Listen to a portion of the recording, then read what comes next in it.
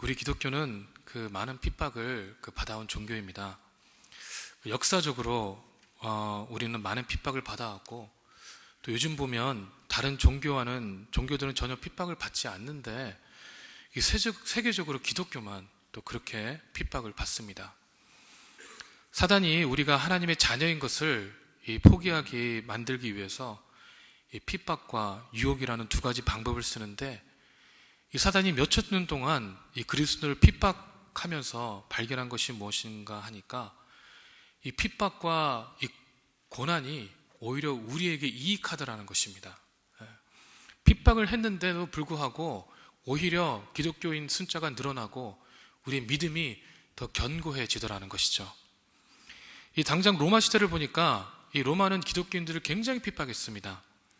그래서 그리스도인들은 지하에서 300년을 살아야 했습니다. 그런데 로마에서 아무리 핍박하고 붙잡아가고 빼앗아가고 죽이고 하여도 기독교는 죽지 않고 오히려 번성하였습니다. 그래서 313년에는 로마가 기독교를 공인하게 됩니다. 요즘에 IS를 보십시오. 이 IS가 얼마나 기승을 떱니까? 예수를 부인하지 않으면 남자건 여자건 아이건 무차별하게 죽이고 또 죽이지 않습니까? 그런데 희한한 것은 이 기독교 인구가 줄어드는 것이 아니라 오히려 많은 무슬림들이 하나님을 믿겠다고 돌아서고 있는 건 아니겠습니까? 이 북한을 봐도 마찬가지입니다. 자유도 없고 마음대로 믿을 수 없고 마땅히 예배드릴 장소가 없어서 매 예배 때마다 산속으로 땅속으로 숨어 들어가 예배를 드려야 합니다. 예배를 드리다가 들키면 노동 캠프를 가든지 아니면 총살당할 수도 있지만 이번 예배가 마지막 예배가 될 수 있으니 마음껏 찬양하고 한번 죽겠다라는 각오로 예배를 드리지 않습니까? 그러니까 세계적으로는 기독교 인구가 줄어드는 추세인데 오히려 북한은 교인 수가 증가하고 있는 거 아니겠습니까? 이렇게 핍박을 가해도 오히려 믿음이 커지고 세상에서 실패하고 다 무너졌을 때 하나님의 나라를 보는 눈이 열리기도 하니까 사단이 이제는 핍박보다는 유혹을 한다라는 것이죠. 환난과 핍박, 실패가 우리의 신앙생활에 더 유익하니까 사단이 전략을 바꾸는데 이제는 핍박하는 것이 아니라 세상에서 성공하라고 유혹을 합니다. 세상에서 성공하라는 것입니다. 하나님 나라는 생각하지 말고 세상에서 어떻게 하면 더 잘 먹고 잘 살까를 고민하게 되는 것이죠. 힘들고 핍박당하고 어려울 때는 믿음이 성장하고 하나님 말을 찾다가 이제는 먹고 살만하니까 세상의 성공, 세상의 재미라는 유혹에 넘어지게 말게 되더라는 것입니다. 초대교회를 보시기 바랍니다. 초대교회 때는 예수를 믿으면 죄를 안 짓는다고 생각을 했습니다. 왜냐하면 예수님을 믿는다라는 것은 그동안 행해왔던 나의 모든 죄악된 생활을 떠나서 이제는 새롭게 변화된 사람으로 죄와 상관없는 사람이라고 믿었습니다. 예수를 믿는다라는 말은 죄에서 떠났다는 것을 뜻했습니다. 예수를 믿으려면 목숨을 걸어야 했습니다. 예수를 믿으려면 순교를 각오해야 했습니다. 그러니까 다시 죄를 짓는다는 것은 생각조차 할 수 없었던 일입니다. 우리가 사도행전 5장에도 나오는 아나니와 삽비라의 사건만 봐도 그렇습니다. 본인들의 소유를 감춘 것에 대해서 4절에서 사람에게 거짓말한 것이 아니요 하나님께로다 라고 말씀하고 있지 않습니까? 그리고는 아나니아의 혼이 바로 떠납니다. 이 초대교회에서는 이 핍박 가운데 본인들의 순수함을 지키기 위해서 죄악에서 멀어지기 위해서 신앙을 지켜왔지만 희한하게 세상의 핍박이 줄어들고 로마가 기독교를 공인하고 나니까 신앙의 삶이 나태해지더라는 것입니다. 그러니까 요한계시록 2장 4절 5절에서 에베소 교회에 관하여 말씀하시기를 그러나 너를 책망할 것이 있나니 너의 처음 사랑을 버렸느니라. 그러므로 어디서 떨어진 것을 생각하고 회개하여 처음 행위를 가지라.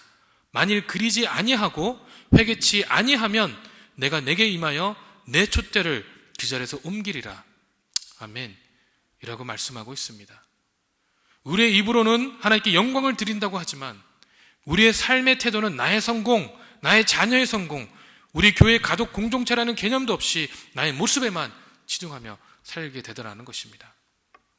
누가복음 17장 26절 30절을 보니까 노아의 때에 된 것과 같이 인자의 때에도 그러하니라. 노아가 방주에 들어가던 날까지 사람들이 먹고 마시고 장가들고 시집가더니 홍수가 나서 저희를 다 멸하였으며, 또 롯의 때와 같으리니 사람들이 먹고 마시고 사고 팔고 심고 집을 짓더니 롯이 소돔에서 나가던 날에 하늘로부터 불과 유황이 비오듯 하여 저희를 멸하였느니라. 인자가 나타나는 날에도 이러하리라. 아멘. 네. 우리가 먹고 마시고 집 사고 땅 사고 자녀 기르고 공부시키고 좋은 대학 보내고 정신없이 살 때에 마치 우리가 이 세상에서 먹고 살기 위해 태어난 것처럼 살아갈 때 예수님께서는 다시 오신다라는 것입니다. 아무리 하나님 나라 가까웠다 외쳐도 하나님 나라는 뒷전이고 우리가 살아가고 이 세상에만 집중하고 살아간다라는 것입니다. 오늘 본문의 말씀에 나오는 이 롯의 사위들도 마찬가지였습니다. 롯이 가서 아무리 멸망할 거니까 빨리 성을 떠나라고 재촉을 해도 롯의 사위들은 듣지 않고 농담으로 여겼습니다.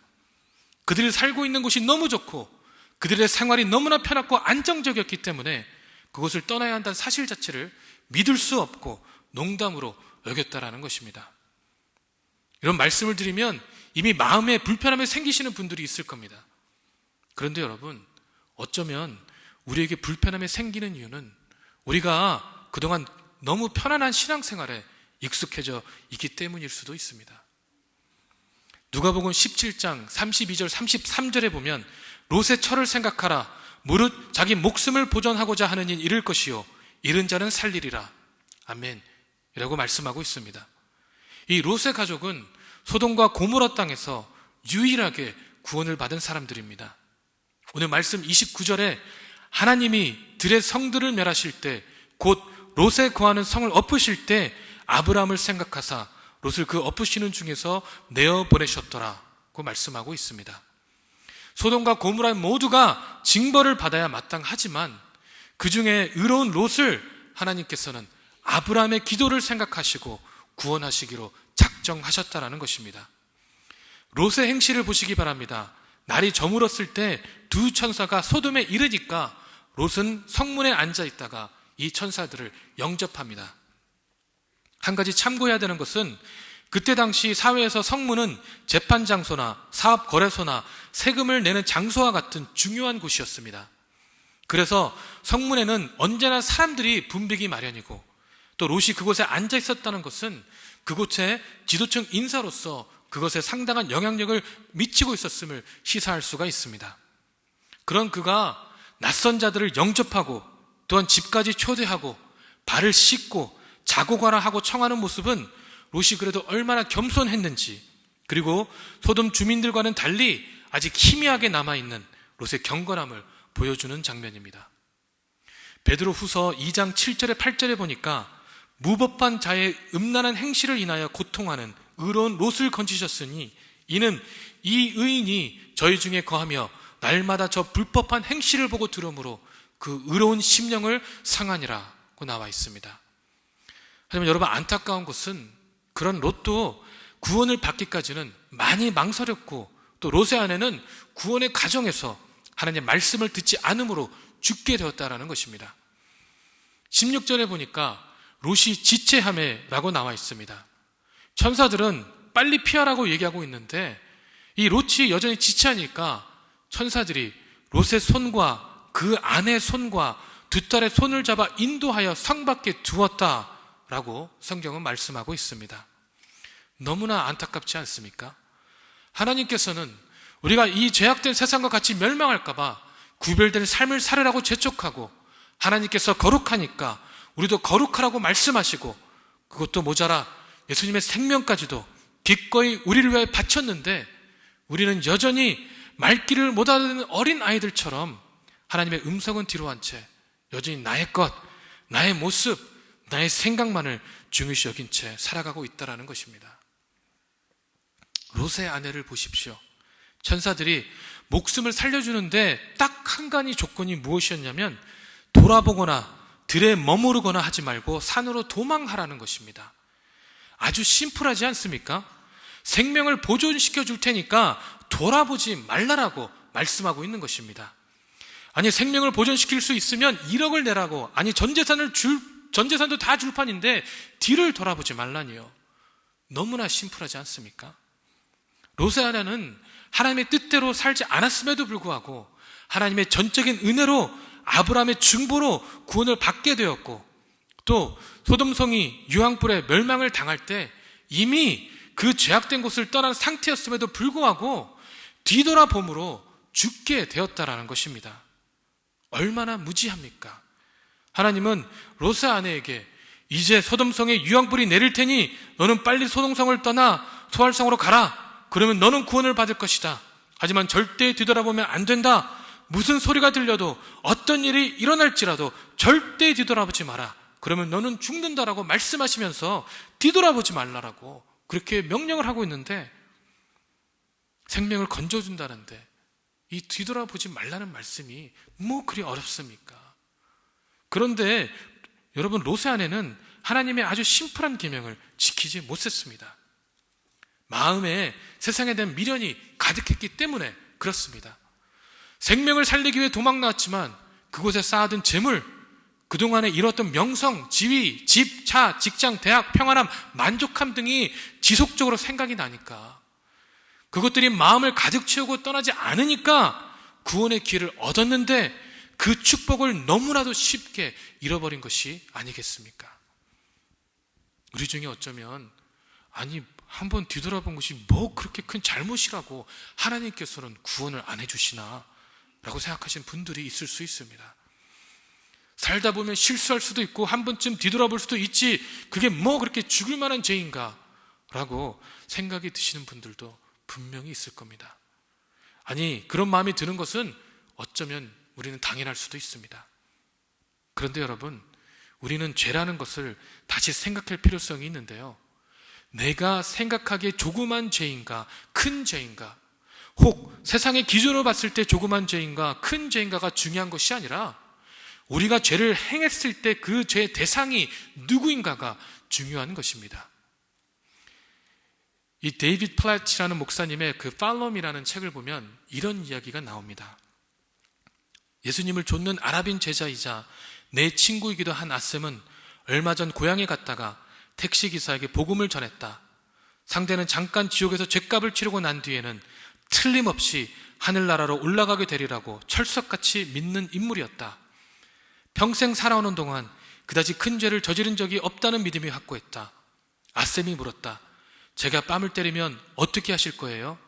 기사가 한치의 망설임도 없이 대꾸했다. 택시 밖으로 던져버릴 거요. 친구가 다시 말했다. 제가 거리로 나가서 아무나 붙잡고 한 대 후려친다고 합시다. 맞은 상대방이 어떻게 나올까요? 패거리를 불러다가 그쪽을 두들겨 패려 할걸요? 질문은 꼬리를 이어졌다. 제가 경찰관의 따귀를 올려 붙였다고 해보죠. 무슨 일이 벌어질까요? 기사도 거침없이 대답했다. 흠씬 메타작을 남기고 나서 감옥에 쳐넣겠죠. 아셈이 마지막으로 물었다. 만약 제가 우리나라 국왕의 얼굴에 주먹을 날린다면 어떤 상황이 닥칠까요? 기사는 친구를 돌아보며 어처구니가 없다듯 허허 웃으며 말했다. 목이 달아나지 않겠소. 아셈은 곧바로 대받았다. 그것 보세요. 얼마나 엄한 벌을 받느냐는 어떤 지위를 가진 상대에게 죄를 지었냐에 따라 달라지는 것입니다. 운전기사는 그제야 하나님께 죄를 짓는 게 얼마나 심각한 일인지 제대로 인식하지 못하고 살았음을 깨달았다. 여러분, 이처럼 죄는 하나님께 짓는 것이기 때문에 그 어떠하게 가볍게 느껴지는 죄악일지라도 심각한 죄인 것입니다. 이 사도행전 5장에 사람에게 거짓말한 것이 아니요 하나님께로다 라고 말씀하고 있는 것처럼 우리의 죄악은 사람에게 행함이 아니요 바로 하나님에게 행하는 것이기 때문에 심각한 것입니다. 여러분, 우리는 어떠한 삶을 살아가고 있습니까? 죄의 심각성을 너무나 쉽게 생각하고 있었던 것은 아닐까요? 사람에게 잘못한 행위도 목이 달아날 수 있는데 거룩하고 영원하신 하나님께 진 죄는 어떠한 죄이든지 큰 죄가 아니겠습니까? 이 롯의 아내의 잘못은 바로 전능하신 하나님의 말씀을 어긴 데 있습니다. 이것은 롯의 아내 이야기만은 아닐 것입니다. 우리 중에도 자기도 모르게 돌아설 사람들이 있지 않을까요? 예수를 믿는 믿음으로 구원을 받았다고 하고 교회에 나와서 주여 주여 외치지만 진짜 마지막 순간이 왔을 때 마음을 세상에 두고 살았던 사람, 하나님의 나라의 백성이라는 의식 없이 살았던 사람은 구원을 받을 수 없는 것입니다. 여러분, 소돔을 떠나라는 말은 자신의 가치와 생각을 던져버리라는 말입니다. 우리의 가치관을 바꾸라고 말씀하고 있는 것입니다. 우리의 소돔적 생각, 우리의 소돔적 가치관, 우리의 소돔적 세계관을 바꾸라고 말씀하고 있는 것입니다. 창세기 13장 10절에 보니까 이에 롯이 눈을 들어 요단들을 바라본 즉 소알까지 온 땅에 물이 넉넉하니 여호와께서 소돔과 고모라를 멸하시기 전이었는 고로 여호와의 동산 같고 애굽 땅 같았더라 라고 하였는데, 이처럼 우리가 살고 있는 이 세상은요, 겉으로 보기에는 너무나도 좋아 보인다라는 것입니다. 그런데 누가복음 9장 62절에 예수께서 이르시되 손에 쟁기를 잡고 뒤를 돌아보는 자는 하나님의 나라에 합당치 아니하니라 하시니라. 아멘 이라고 말씀하고 있습니다. 사랑하는 성도 여러분, 우리는 아무리 죄악된 세상에 살아도 죄악에 머물러서 살아서는 안 되는 것입니다. 우리의 소망은 이 세상에 있는 것이 아니라 하나님의 나라에 있습니다. 이 세상의 것들은 한시적이지만 하나님의 나라는 영원합니다. 우리들이 죄악된 세상에서 한시적으로 살고 있지만 하나님의 백성답게 살아야 합니다. 성경의 역사를 보면 모세나 요셉은 애굽에 살아도 구별된 삶을 살았습니다.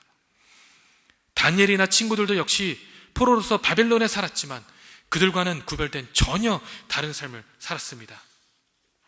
하나님의 자녀들은 내가 생각하는 가치보다 하나님의 가치에 눈을 돌릴 줄 알아야 합니다. 그러나 롯의 아내는 그러하지 못했습니다. 롯의 아내는 구원의 끝자락에서 세상에 미련을 버리지 못했고 뒤돌아봄으로 다른 가족들과 같이 구원을 받지 못한 것입니다. 여러분, 소돔과 고모라는 그냥 성경에 나오는 죄악된 세상이고 우리는 딴 세상을 살고 있는 것이 아닙니다. 소돔과 고모라는 바로 우리가 살고 있는 이 세상입니다. 노아의 때도 노아가 방주에 들어가던 날까지 사람들이 먹고 마시고 장가들고 시집갔고, 롯의 때도 사람들이 먹고 마시고 사고 팔고 심고 집을 지었던 것처럼 우리의 시대도 그렇지 않습니까? 여러분, 우리는 이 세상에서 분명히 구별된 자들이어야 합니다. 세상은 다 썩어도 우리만은 썩지 않을 뿐만 아니라 썩은 부분들을 정화시켜 나가야 합니다. 우리는 세상의 방법이 아니라 하나님의 방법으로 살아야 합니다. 우리가 하나님의 뜻을 어기지 않고 신앙으로 더럽히지 않으려고 노력할 때 하나님께서는 우리들을 지켜주실 것입니다. 여러분, 이젠 더 이상 뒤돌아보시기 마시 바랍니다. 여러분, 이제는 세상에 그만 미련을 두시기 바랍니다. 하나님께서는 세상에 미련을 두라고 이야기하신 적이 없습니다. 우리는 오직 하나님의 나라만 바라봐야 합니다. 오늘도 사단은 우리를 타락시키기 위하여 교묘한 수단과 방법으로 다가옵니다. 우리 오직 성령의 충만함으로 우리를 사단의 유혹으로부터 지킬 수 있습니다. 그러므로 우리 모두는 하나님 말씀과 성령의 충만함으로 채워질 줄로 믿습니다. 한 가지만 더 이야기하고 말씀을 마무리하겠습니다. 혹시 한국의 순회선교단의 김용희 선교사님을 아시는지 모르겠습니다. 이 선교사님은 망한 술집의 아들로 중학교 중퇴를 하시고 파괴된 인격으로 제대로 인생을 배워본 적이 없었던 선교사님이라고 합니다. 이 선교사님은요, 생전 처음 시골교회 주일 예배 억지로 참석하였다가 천지를 창조하신 전능하신 하나님이 세상을 사랑하여서 독생자를 보내셨고, 그가 우리를 사랑하여 십자가에 죽으셨고 그로 인하여 구원받았고 하나님의 사랑하는 자녀가 되었다는 복음을 듣습니다. 부모로부터 한 번도 들어보지 못했던 말, 사랑한다. 욕만 들었고 살았던 이 선교사님은 사랑한다는 말을 하나님으로부터 처음 듣고 주님께 무소유로 살면서 오직 복음을 위하여 주 예수님을 위하여 살겠다고 헌신합니다. 그리고 지금도 무소유로 살고 계십니다. 또 결혼하여 주신 5자녀의 이름도 순종, 인내, 응답, 충성, 선교라고 지었습니다. 그리고 모두 다 선교사로 보내셨습니다.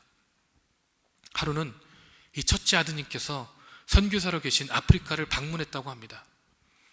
아프리카로 갔더니 아들 선교사님께서 완전히 시커멓게 아프리카 원주민 같이 살고 있더랍니다.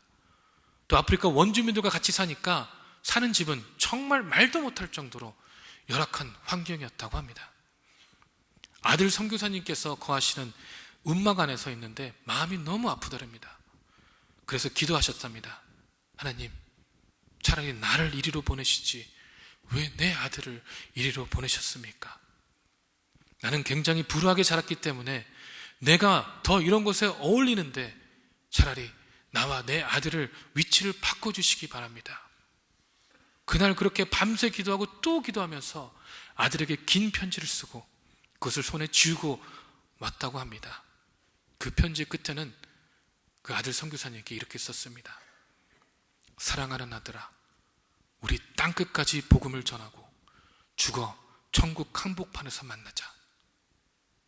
이 말씀을 전하시고 김용희 선교사님은 피를 토하는 심정으로 외치셨습니다. 이런 복음을 나만 아는 것입니까?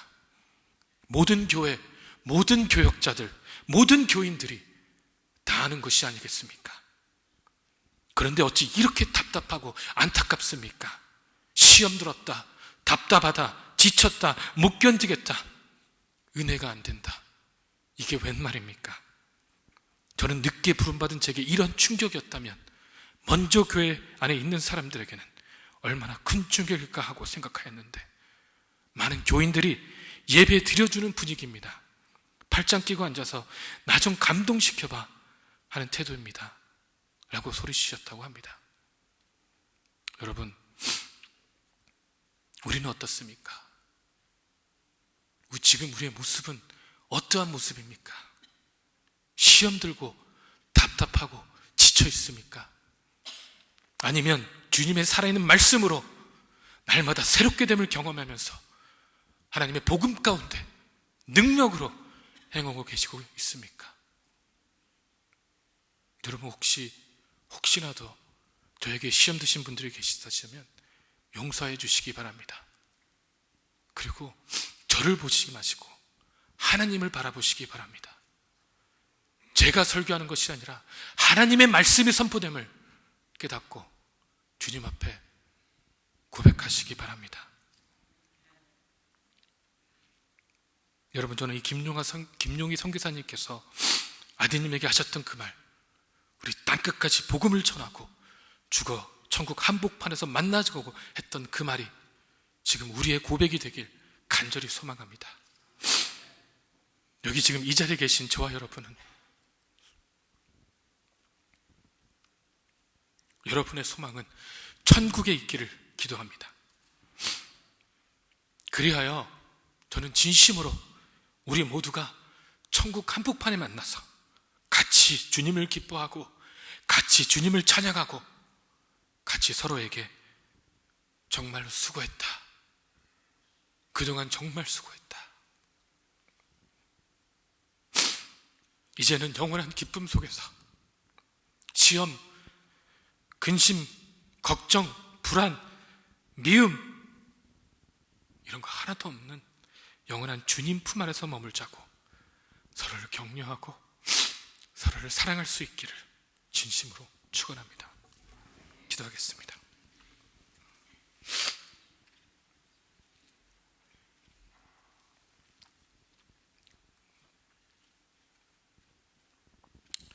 사랑의 하나님, 제가 하나님 말씀을 전파한다고 하지만, 선포한다고 하지만, 이런 제가 아버지의 은혜를 소홀히 여겼고, 이런 제가 아버지의 부흥을 방해했음을 고백하며 회개합니다.